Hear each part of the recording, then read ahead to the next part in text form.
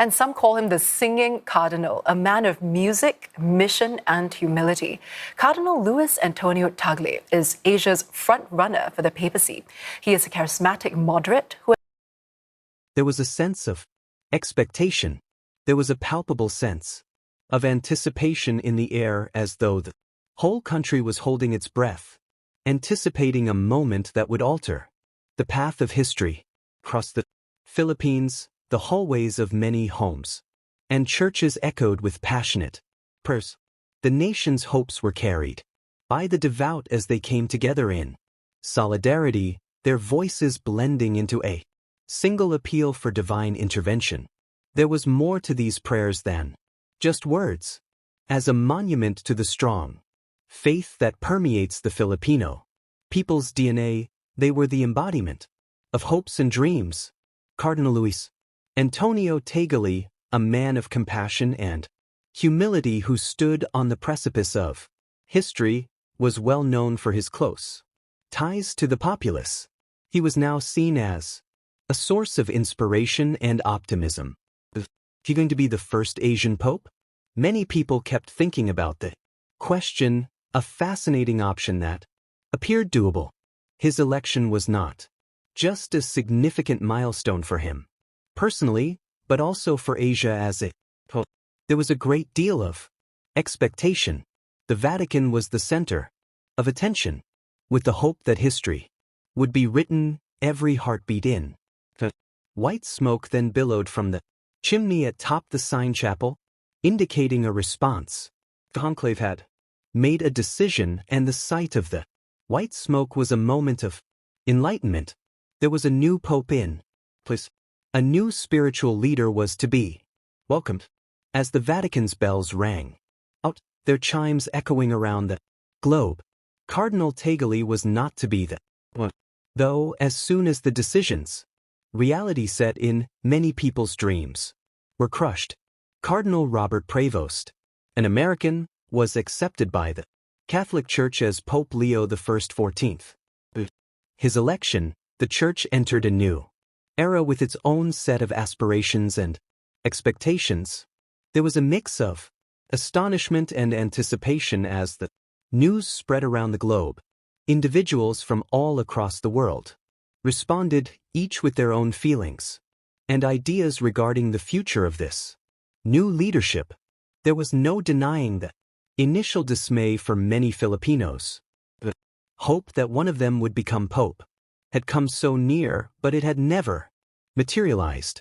However, amid the range of complicated feelings, there was also a strong sense of pride. Through his tour, Cardinal Tagle raised awareness of the Filipino spirit around the world. The faithful all throughout the world had fallen in love with Tagle, their cherished cardinal.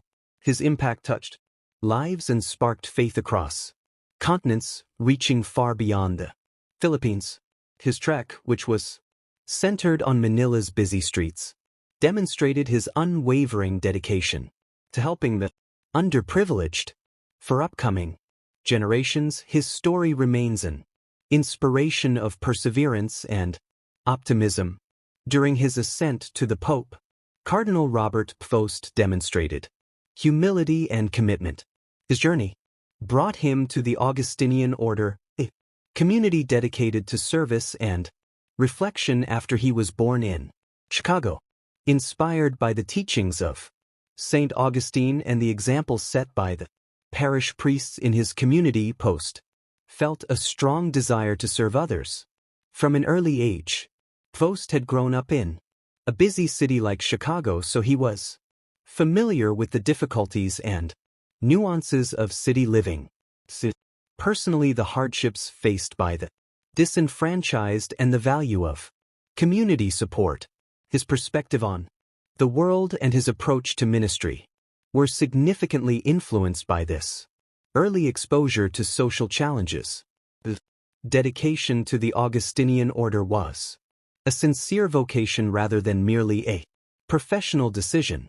He found great resonance in the order's emphasis on service, prayer, and community life. It adopted the monastic way of life, finding contentment and happiness in the simplicity and self-control it demanded. After being called to Peru, Provost spent decades working nonstop there. Immersion with the local culture was a defining feature of his missionary work. In Peru, he lived among them and shared in their hardships and everyday lives. Rather than only visiting, he fully submerged himself in Peruvian culture, learning Spanish and becoming intimately familiar with their everyday hardships and pleasures. His proficiency in their language allowed him to establish trust and remove obstacles. People respected and admired Post because of his sincere concern and care for them. He was more than a missionary from another country. He rose to become a cherished community member in Peru. He did more than just provide spiritual counseling. He also prioritized health care, education, and social development. Not everyone ignored his guidance within the Augustinian order.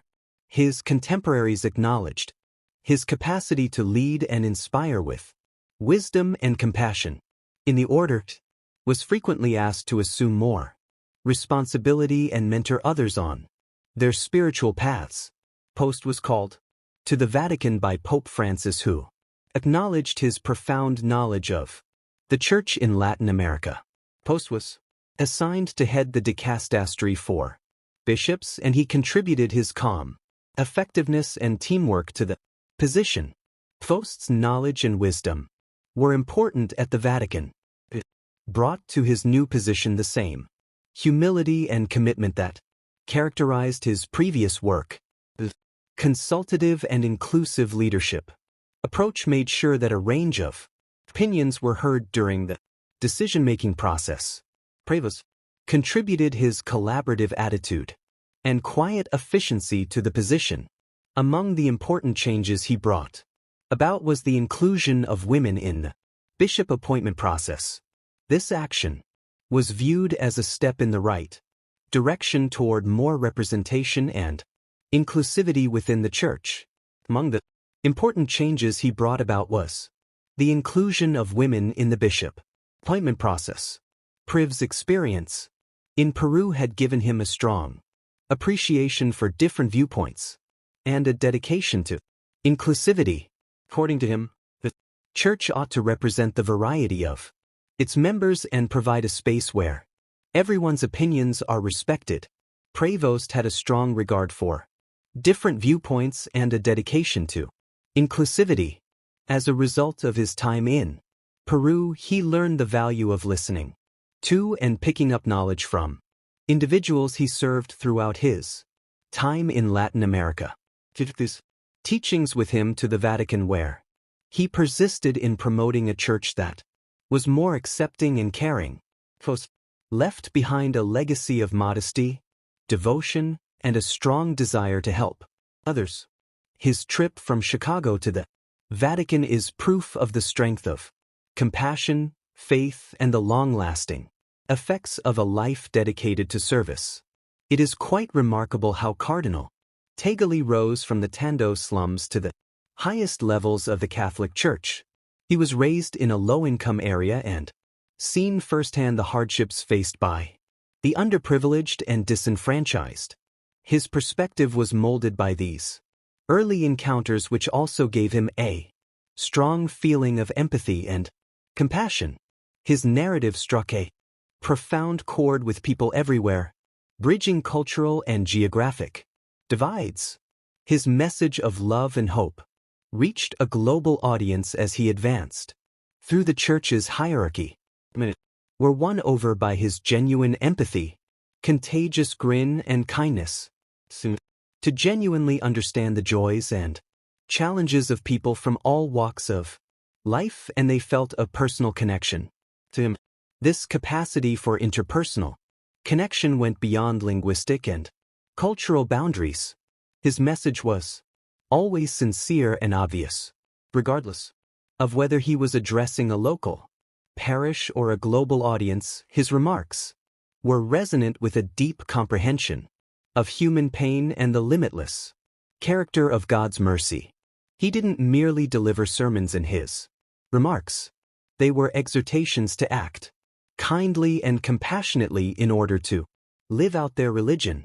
His tenure as Archbishop of Manila demonstrated his strong dedication to the underprivileged and disenfranchised in order to reduce poverty and help those in need.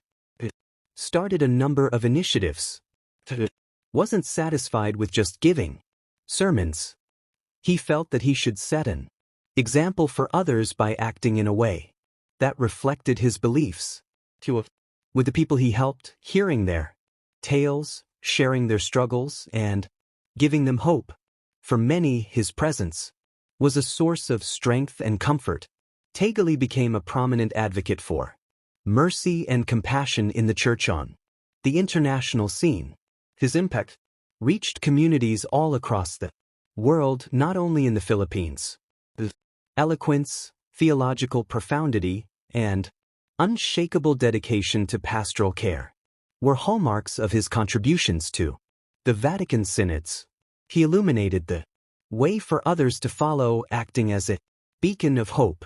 The process of choosing a new pope is a complex one veiled in custom and discernment through prayer. The weight of history and the aspirations of the faithful are carried by the cardinals assembled in this solemn conclave. Cardinal Tagle's choice was influenced by a number of circumstances, notwithstanding his tremendous charisma and global popularity. His comparatively little background in the Roman Cure, the Vatican's governing body, was perceived by some church members as a potential obstacle. Others were worried that his media-friendly demeanor might not translate well to the frequently obscure realm of Vatican diplomacy.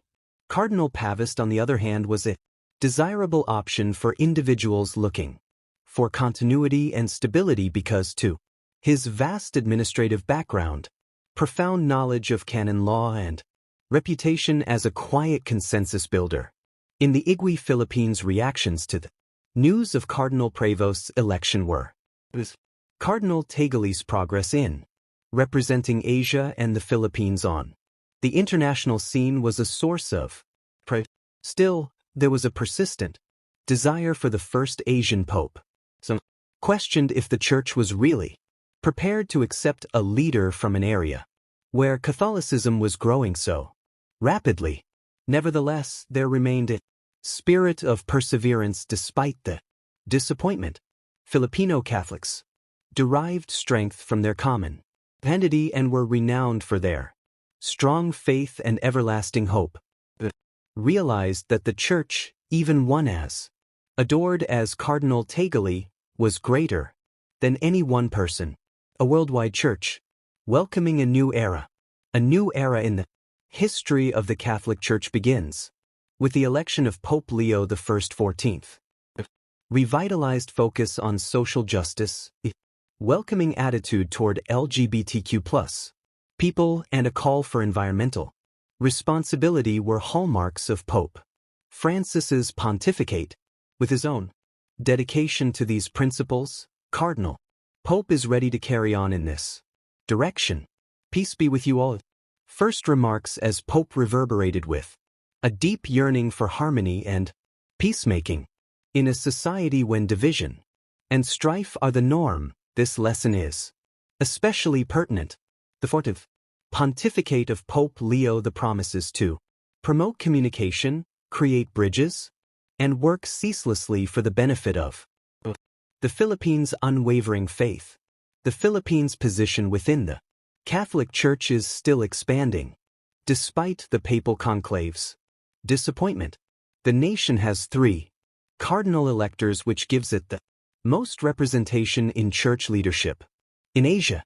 This illustrates the vitality of Filipino Catholicism, its strong ties to local communities, and its steadfast dedication to social justice.